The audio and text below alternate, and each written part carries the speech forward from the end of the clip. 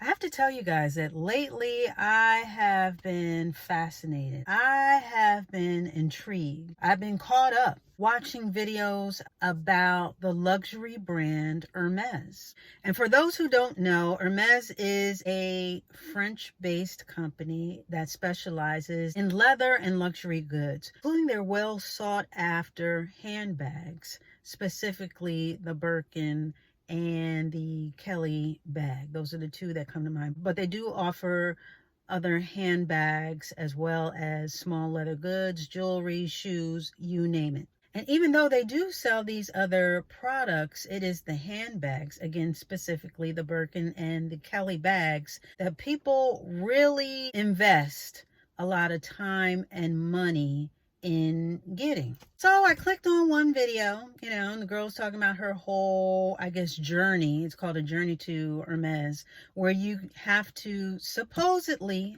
allegedly, because there's a lawsuit right now around this whole process, but it's basically a pay for play, meaning you have to purchase so many items or have a pre-spend to even qualify for these top tier bags. So clicked on one video and then I just went down the rabbit hole. Saw another video, talked about its heritage and how it first started, and followed the timeline all the way up to how the Birkin was both named and created and the process that goes behind making the bags. And I have to tell you that I was taken aback, because not only do they use quality materials, so they're very well known, again, for the types of leather and the colors as well as the craftsmanship of their leather goods, but also it's one artisan that is assigned to each bag. So they're not manufactured by a big machine or a warehouse full of people, one person doing the zipper, another person doing the button, another person doing the stitching, so forth and so on. It's one dedicated artisan to each bag. And this person has been trained for so many hours or years or whatever it is. And just the painstaking details that they exercise in the stitching and the exactness and the preciseness, it really gave me a deeper appreciation for these particular handbags. And I kind of get it. The bags are very pricey. Okay, now when we say pricey, we're talking about quite a few $1,000s. And in addition to that, there's a waiting list depending on where you shop. Again, when I looked at the breakdown of the process of making the bag and how there's a 1-to-1 ratio, meaning one person making one bag to completion, I kind of get it. I kind of get, again, the price is debatable. Okay, so I'll give you that. But I also understand the scarcity of the bags, being that they're not manufactured en masse. They are handcrafted and handcrafted to perfection. And grumblings aside from those who want a bag on demand, this has worked very well for Hermes. Because while other luxury brands have gone down in quality, the luxury market overall has been losing money. Hermes has not only been consistently lauded for its quality, but their sales have increased. They have been able to sustain and maintain the quality of their products. So there's a lot to be said about that. So again, whatever you may think of their supposed sales tactics and the way that they sell the bags, the whole Hermes game, if you will, I can truly appreciate their stick-to-itiveness of choosing the whole quality over quantity motto that they seem to stand behind. A lot of you guys know, or maybe you don't, I collect dolls. And so, again, through YouTube, I found a doll company. It's called Smart Dolls. Some of you guys may have heard of it.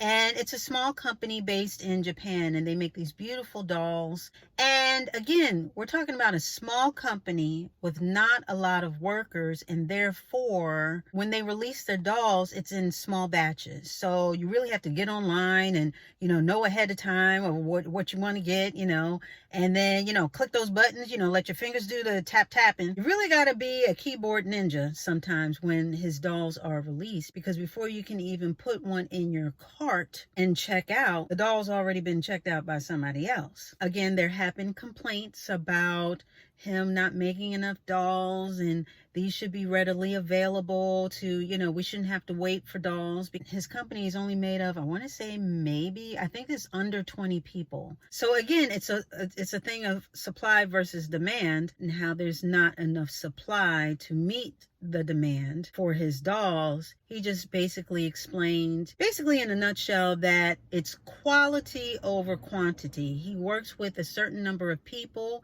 and they take their time. The dolls are handmade to perfection. There's a certain quality he wants to uphold, as opposed to, again, looking to a machine to just basically cookie cut, these dolls and just ship them out. And I have to say, I do appreciate that. There's something to be said about somebody who really takes their time to put out something that they can be proud of. There's really something to be said for taking your time and putting out something that really reflects your not only intentions, but the full scope of your vision and what you had envisioned for this particular product or thing or whatever it is. I know for me, even down to the emails, you guys know that I work a little jobby job. And even at my job, when I send out emails, I take my time. I read them over and over so it doesn't sound like gibberish. Am I getting to the point? I like to be succinct. I want to explain this in one email. I don't want to have to keep coming back. Well, I meant to say, I was really trying to say, I try and get it all out in one email and make it make sense. As well as grammar, I'm high on grammar. There, and there's of it all. I really take my time. I want to make sure that I spell people's names right, that I'm responding to, because I hate when people spell my name wrong. My name is in the email and it's in my signature, and people will still spell my name wrong. I just don't get it. But anyway, I digress. But I try and take my time and make sure to cross my T's and dot my I's, figuratively and literally, because at the end of the day, my name is in this email. I'm sending this email, and I want it to be the correct reflection of not only my intention, but who and what I'm about. I mean, I readily apply this philosophy across the board as far as my life is concerned. Like I've said many times before, the devil is in the details, and I am all about the details being right. I want it to be the best presentation of myself that I could possibly make it. I mean, this goes for writing. This goes for my videos. I try and do my very best with the editing, taking my time. I'd rather take my time with a story and really flesh it out, as opposed to writing anything on the page and just say, well, this is good enough, I'll just publish this, or I'll just put this online, or I'll, or whatever. I don't really write a script for myself as far as my videos, but I do bullet points so I can stay on task and not go off on a tangent. I'm like, well, I'm talking about hair and I ended up talking about shoes. What's going on? But I want it to look good. I want it to feel good. I want to have fun with the video. I want you to know that I'm having fun, or whatever I'm trying to relay to you guys. If I don't feel it while I'm recording it, then I got to record it again. If I don't see it while I'm watching it afterwards, then I'm not going to put it out. And right now I'm averaging about 2 videos a week, and I want to do more, but I want to do it at a certain quality and not at a deficit. I don't want it to look bad because I'm putting out more videos like, ooh, this show has gone downward. So with that being said, I am one of those. I'm definitely for quality over quantity. If I'm just not feeling it, or if I'm just not making sense, or if I don't have the topic, I'm not going to grab a camera or my phone and record just some jibber jabber and then put it out just so I can say, oh, wait, I got to put out a video this week. I'm just going to do that. That's not me. I can't do it. I'd rather have quality over quantity. I'd rather have a video that I'm proud of, even if it takes me a month. I'd rather have something that I can really stand behind and be proud of, that fully reflects not only my intention, but my attention.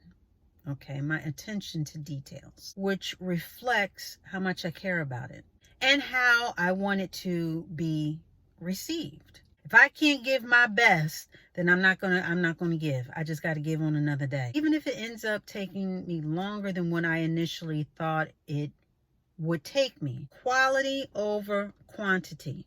So I said all that to say, I'm about that life. I'm about that life. I am totally into quality over quantity.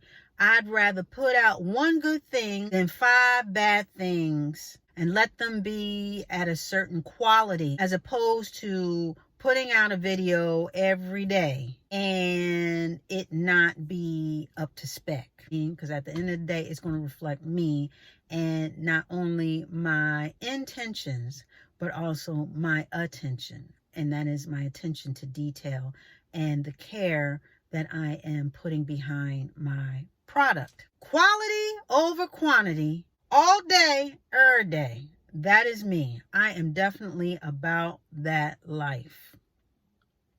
And with that, we can put a button on it.